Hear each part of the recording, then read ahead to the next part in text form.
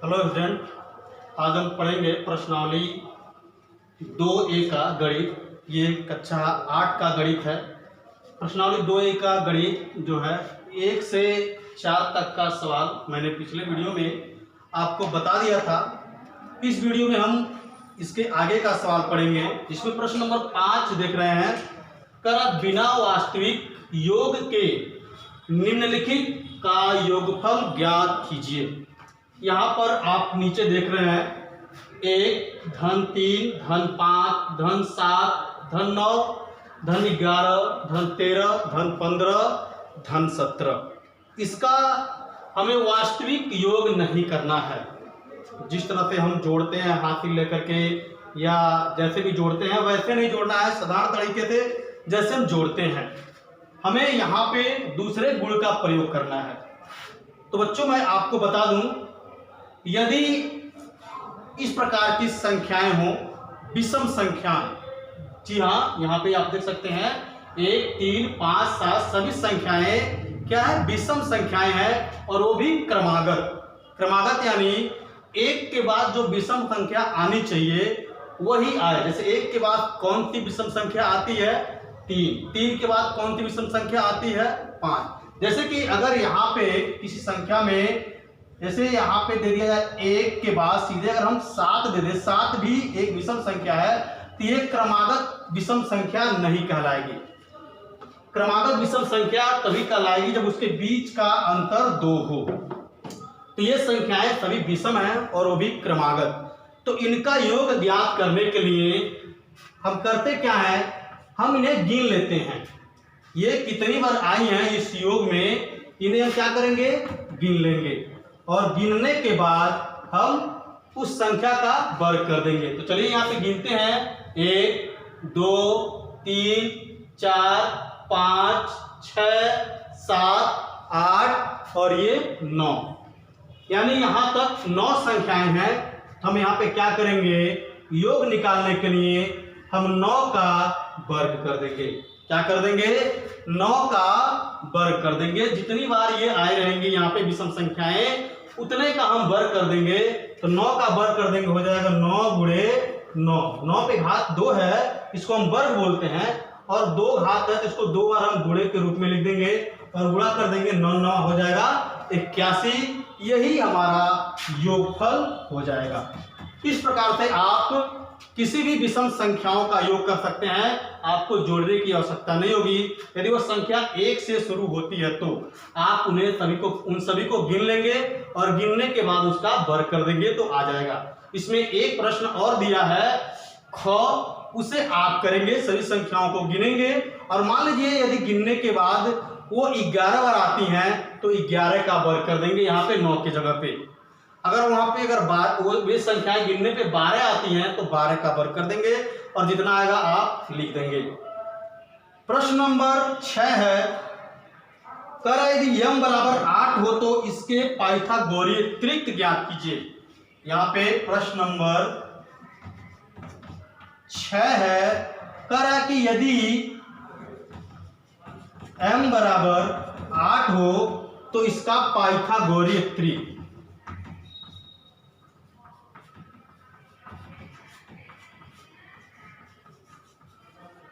इसका पाइथागोरीय त्रिक हमें ज्ञात करना है।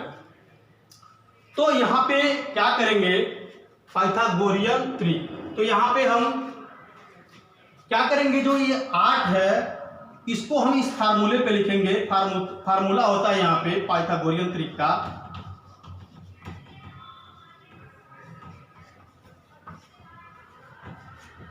पाइथागोरियन त्रिक का फार्मूला होता है 2m m square minus 1 m square plus 1। ये फार्मूला होता है पाइथागोरियन त्रिक ज्ञात करने का। क्या है, 2m m square minus 1 m square plus 1।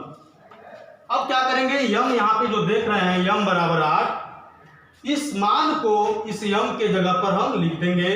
तो 2m गुणे m के जगह पे क्या हो जाएगा, 8। यहाँ पे बीच में गुणे का चिन्ह है, गुणे का चिन्ह लगा करके 8 लिख देंगे। फिर यहाँ पे कामा, फिर m स्क्वायर है तो m के जगह पे फिर से हम क्या लिखेंगे 8 और स्क्वायर लगा देंगे क्योंकि इसमें स्क्वायर है और यहाँ 1 है तो 1 लिख देंगे। फिर यहाँ पे कामा लगाएंगे और फिर m है तो फिर m के जगह पे 8 लिखेंगे और m पे स्क्वायर लिखेंगे और फिर प्लस 1 लिख देंगे। अब इसको सॉल्व करने के हो जाएगा 8 दूनी 16 और 8 अठाई 64। 8 पे स्क्वायर का मतलब 8 का गुणा 2 बार करेंगे। जैसे यहाँ पे 9 पे स्क्वायर है तो 9 गुणे 9 किए हैं, ऐसे 8 गुणे 8 2 बार करेंगे तो 8 गुणे 8 यानी 8 अठाई 64। 64 में से 1 जाएगा, बच जाएगा 63। और उसी प्रकार यहाँ पे करेंगे 8 अठाई 64, लेकिन यहाँ पे प्लस 1 है तो 64 में 1 जोड़ देंगे हो जाएगा 65। इस प्रकार से हम किसी संख्या का पाइथागोरियन त्रिक ज्ञात करते हैं। अब है प्रश्न नंबर 7। प्रश्न नंबर 7 है, आप यहां स्क्रीन पर देख सकते हैं, कह रहा कि 121 तथा 196 को विषम संख्याओं के योग के रूप में व्यक्त कीजिए। 121 और 196। तो चलिए हम यहाँ पे प्रश्न नंबर 7 में 121 को हम विषम संख्या के योग के रूप में लिखेंगे। 121 को हम विषम संख्या के योग के रूप में लिखेंगे। तो यहाँ पे आप देख सकते हैं 121 है, ये जो देख रहे हैं 1 धन 3 धन 5 धन 7, ये विषम संख्या के योग का ही पैटर्न है। तो हमें यहाँ पे विषम संख्या के योग के रूप में दिया था, उसका मैंने योग करके यहाँ पे लिख दिया है। यहाँ पे योग के रूप में यहाँ पे टोटल दे दिया हुआ है और इसको हमें इस प्रकार से लिखना है। तो सबसे पहले हम जानेंगे कि 121 किसका वर्ग है। 121 किसका वर्ग है, यानी इसका हम वर्गमूल निकालेंगे। तो 121 का हम वर्गमूल निकालेंगे तो आएगा 11।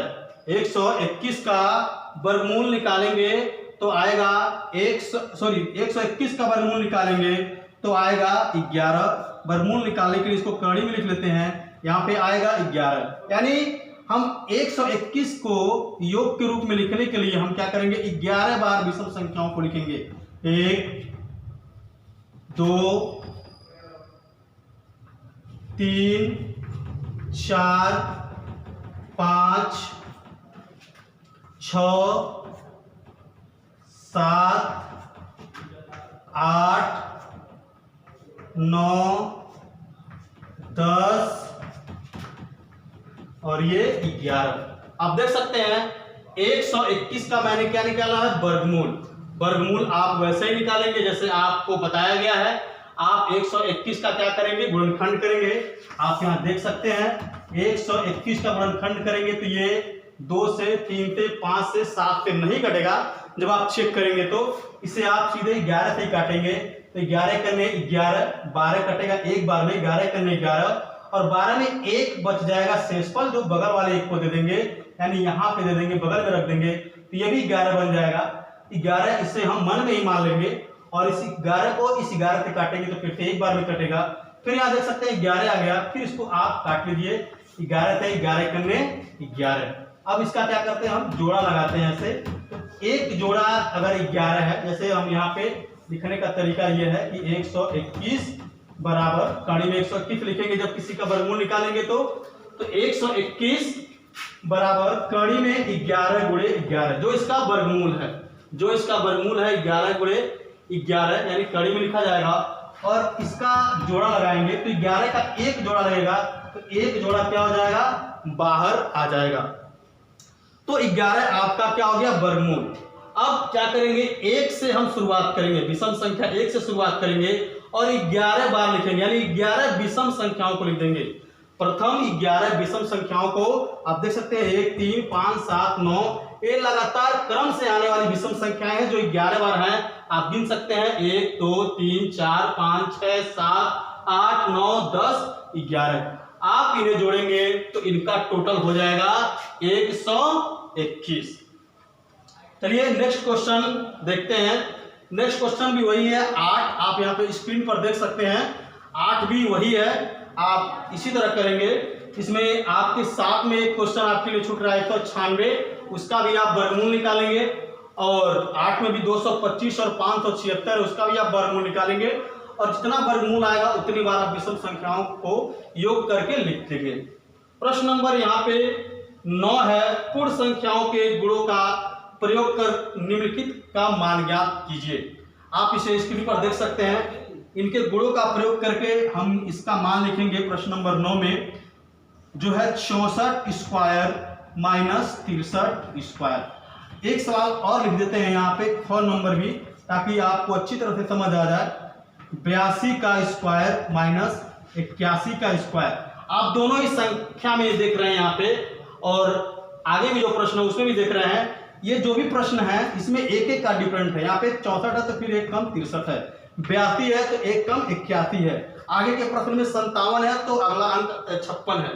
तो जब एक एक का डिफरेंट रहे और यहाँ पे स्क्वायर रहे तो आपको कुछ करने की आवश्यकता नहीं है। आपको सीधे सीधे करना क्या है, आप 64 प्लस 63, 64 प्लस 63 बराबर जितना आएगा जोड़ दीजिए, 4 3 7 और 6 6 12, ये आपका योग हो जाएगा। इसी प्रकार से आप इसको भी कर दीजिए। आप 1 और 2 क्या हो जाएगा, 3 और 8 8 हो जाएगा 16। ये तब करना है जब दोनों के बीच में डिफरेंस क्या हो, 1 हो, और इनका स्क्वायर हो, बीच में माइनस का चिन्ह हो, प्लस का चिन्ह रहेगा तब नहीं। तो इस प्रकार से हम योग कर सकते हैं। अब प्रश्न नंबर 10 में दिया है, आप इसे स्क्रीन पर देख सकते हैं, जिसमें कह रहा है कि ज्ञात कीजिए कि क्या 9216, 2616 तथा 3549 पूर्ण वर्ग संख्या है। तो इस प्रकार के प्रश्न मैंने ऊपर बताया है। आप क्या करेंगे, इनका गुणनखंड करेंगे। गुणनखंड करने के बाद सबका जोड़ा लगाएंगे। यदि जोड़ा लग जाता है तो अब पूर्ण वर्ग संख्या है, और यदि गुणनखंड करने के बाद सभी गुणनखंडों का जोड़ा नहीं लगता है तो वह पूर्ण वर्ग संख्या नहीं है। ऐसा मैंने ऊपर के प्रश्न संख्या 1 और 2 दोनों में मैंने बताया है। जो प्रश्न 1 और 2 में है वही चीज है, आपको गुणनखंड करना है, और गुणनखंड करने के बाद ऐसे ही आपको जोड़ा लगाना है। मान लीजिए सपोज दैट एक प्रश्न हम लेते हैं, जैसे मैंने ले लिया 8 और इसका गुणनखंड करेंगे 2 गुणे 2 गुणे 2 आएगा। इसे गुणनखंड में जोड़ा लगाएंगे, इसका जोड़ा लग जाएगा, लेकिन 1 2 क्या हो जा रहा है, शेष बच जा रहा है। तो 8 एक पूर्ण वर्ग संख्या नहीं है। इसी प्रकार अगर यहाँ पे 16 लेते हैं तो 2 गुणे 2 गुणे 2, और इसका हम जोड़ा लगाएंगे तो आप देख सकते हैं इसका भी लग जा रहा है और इसका भी लग जा रहा है। कोई भी गुणनखंड शेष नहीं बच रहा है, यानी 16 एक पूर्ण वर्ग संख्या है। तो आप इन संख्याओं को जो आप स्क्रीन पर देख रहे हैं प्रश्न संख्या 10 में, उनका आप गुणनखंड करेंगे। गुणनखंड करने के बाद जोड़ा लगाएंगे, और जोड़ा लगाने के बाद आप देखेंगे कि किसका जोड़ा लग रहा है, किसका जोड़ा शेष बच जा रहा है। यदि सबका जोड़ा लग जाता है तो पूर्ण वर्ग है, नहीं तो नहीं है। आप इतना लगा करके हमें बताएंगे कि आपको दिक्कत क्या है। और इस प्रश्न संख्या 10 को मैं एक बार पुनः अगले वीडियो में आपको पूरा प्रैक्टिकली बताऊंगा। तब तक इसे आप स्वयं सॉल्व करेंगे, और जो भी दिक्कत होगा वो आप मुझे बताएंगे।